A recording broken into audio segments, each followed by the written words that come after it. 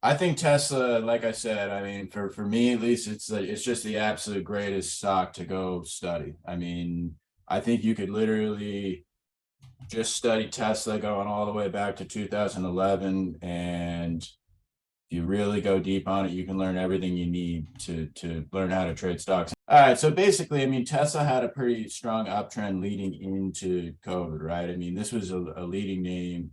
I mean, I definitively remember when it had this, what I consider to be a blow off top. I was actually long this, and I sold on that big doji. And it came down, and I kind of bought back in it, and there was a lot of talk that this thing was like a quote unquote cup and handle or something, but then it fell out of bed. And so for the way that I trade and is what I do is I put like different steps in what I call the price cycle. And so this big doji for me was what I call an exhaustion extension. And I think when Richard throws the volume on here, you'll see huge volume on this bar, very extended from the 10 period moving average. And that's this is a climax top in my eyes. You know, if Jim Roper were long this, he probably sold right here if I had to guess. But I always kind of take an open mind, like, hey, that was big volume and it pulled back, but we're holding the 10. So I may get back in. And then for my approach, kind of the end of what I call the price cycle is confirmed when we have what I call a wedge drop. So we had our exhaustion extension, or at least we thought it was an extension, but we didn't know yet. So you still have to kind of be open-minded to play the long side. But then when we kind of fall back down through the moving averages here, you know, to the left more, Richard, like, yeah, right in there, maybe 2 bars to the left. I would consider that the wedge drop. And then to me, what do we see here from a Livermore price structure perspective? We have our blow off extension, and then we have a lower high, which, what does that mean? It means we blew off, but buyers kind of tried to push it back up. You know, people who just made money in this run, and they think, oh no, this thing's never going down. But what happens? You know, equilibrium is met when we try to rally up. We put it in a lower high, showing that the sellers are now kind of taking back power from the buyers. And when they push it back down, and then when we lose the moving averages, that to me is a wedge drop. And it's a clear sign the sellers are now in control of the stock. So we kind of have that wedge drop. And then when we come back up, I call that an EMA crossback, where we basically now again, so now what do we have? We had a lower high at the top there. And then we made a lower low when we came down and tested the 50-day. Testing the 50-day to me can mean, okay, this stock has the potential to hold here. It's likely going to take weeks of new basing, especially when you get this type of distribution off the top. But it could build a new base here. So let's see if it can, is kind of my mentality. Let's just see if it can. I'm not really looking to, no, I'm not looking to play it long or anything. I'm just assessing, you know, can we hold the 50-day here, rebuild, and then set up a new buyer into the 10 or 20 period moving average. But it's what we do is we rally back up to the 10-20 EMA, and we have what I call an EMA crossback, where basically we cross the EMAs down and we come back to them and we fail. So now is what we have is a definitive downtrend on the daily time frame, in that we have a lower high, a lower low, and now a second lower high. And now, you know, we come down, we base here. I call this a base and break. We break lower, and then we have what I call a reversal extension right into the 200 period moving average. So reversal extension, and if you were to look at the weekly, this is also right into a major horizontal weekly level. I don't know if you have the yeah, I can bring up a weekly. Yeah, bring up the weekly. Yeah, it's this high, yeah. Yeah, so it's a downside extension right into a higher time frame support level. So that's a big support level, and we're extended down right into it on the daily time frame. So you're basically, and this works on all time frames. So for example, let's say you're trying to buy a pullback to like the 20-day moving average on the daily. You know, you can look at like a 30-minute chart, and you'll often see a reversal extension down into that daily support level. But in this instance, we're looking at a daily reversal extension into a weekly support level. I got to tip my hat. I bought my wife some Tesla right here off the 200-day on that exact low day. I like to remind her about that, but it doesn't get me too far. But then is what happens. So from a trading perspective, I'm not looking to buy this extension. The reason being is because it can get real messy here. You know, you could have see how you have this big blue bar up. You know, sometimes you'll then get another big down bar that maybe scums the low, and then maybe it comes back.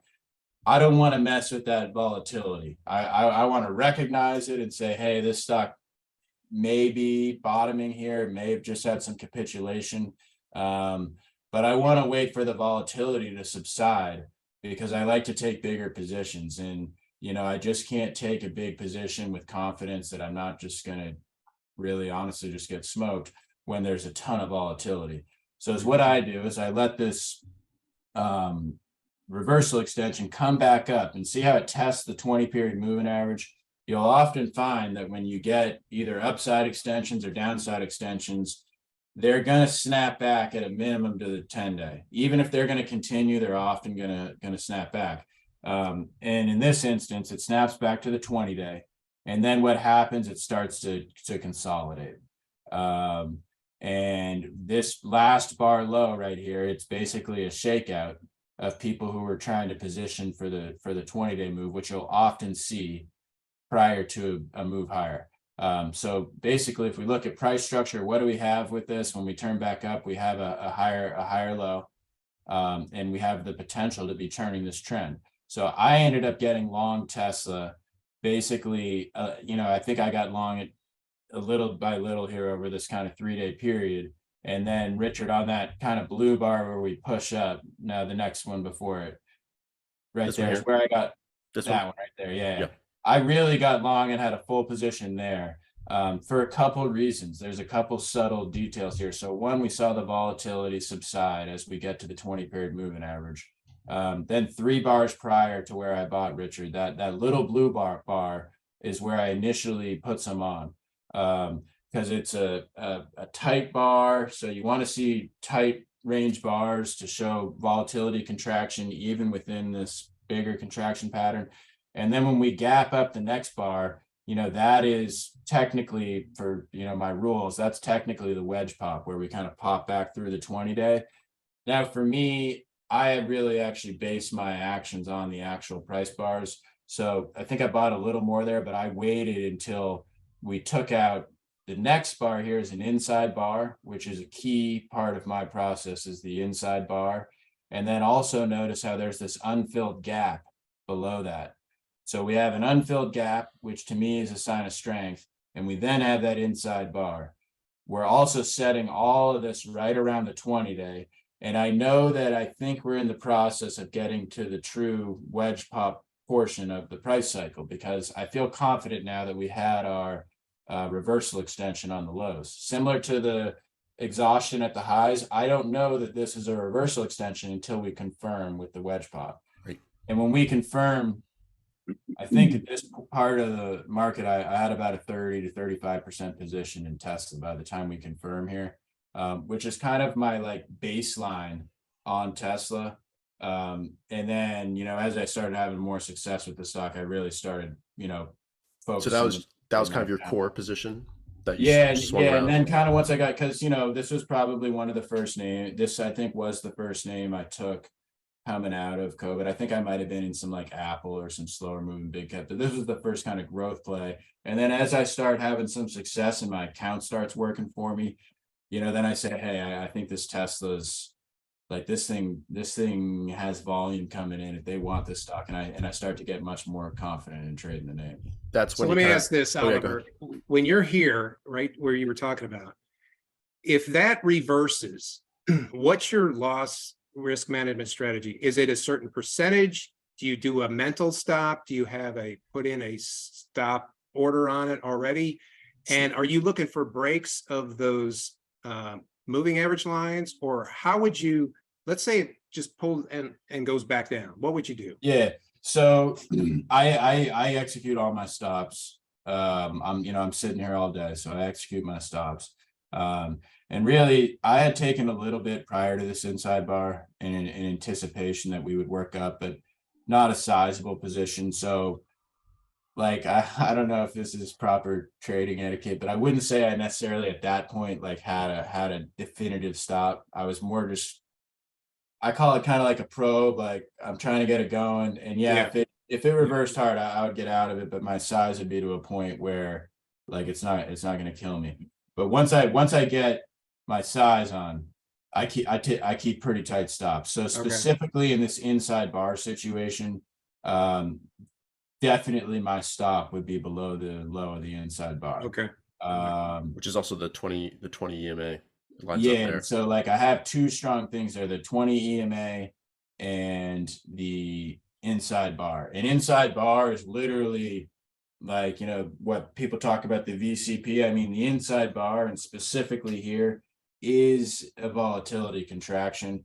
And when we take the upside of that volatility, I don't want it to reverse, or I basically just sort of consider it a failure. And I might even just get out and reassess. I might buy it back the next day. But I want to see it go, specifically on an inside bar. And then this next day, when it really kicks into gear, I call that an ignite bar. This one here. Yeah, and in this specific instance, because we have an ignite bar, I'll actually move my stop up to that ignite bar low, and I'll literally have no risk on this trade. And that, you know, I probably keep stops a lot tighter than other people, but my stop would not be moved up there unless it had that ignite bar. You know, if it was just another small bar, I would have kept it at the original stop. But once I see that ignite bar, is what that bar means to me is they want this stock. Like, they're coming after this stock. So the way I think about it is, you know, if they said they're coming after it yesterday, it shouldn't just give it all up the next day. And that's why I move my stop up there, because I kind of view it like, if they give it all up the next day, then I'm missing something here. And in that instance, I just would rather be out of the name, and just reassess. Just you know, like I said, I kind of get a little, I'm scared of the market, so I'd rather just be out. And you know, one of the things my dad taught me, you know, it's better to be out and one in than in and one out. That's right. Yeah. And so, you know, something that I totally don't expect happens, I'll often exit, even if I have to re-enter, which I you know, I don't know if everybody does that. That's just something I'm comfortable with. But basically I rode this up, and then it had earnings. See this big gap up, reversal bar day. I actually exited my position when it got sold on earnings. Kind of just back to, you know, I didn't expect it to get sold. I actually expected this to really get moving here. And it sold. And then when it held the 20-day, I bought back in to not even my full position, a partial position. And then I tried adding a couple times to the right here, and I got stopped on some of my ads, but I held probably like a half core through here. And then when we got through here is when I really started to increase my position size, because now this was more of a cup and handle. The stock was now trading at new highs. There was no resistance. Right. So therefore, it gave me all that confidence, because there's no resistance, that this thing could really head higher. The other thing too is that when this did break out of this handle, when it was breaking out, it was taking out the highs of that earnings bar. And so whatever concerns I had that they might have sold the earnings, now the way I think about that is, no, the market just wasn't ready to buy these earnings. Like, they actually liked these earnings, but we just needed a little more time to consolidate and let the indexes come on board to where then this stock could take off.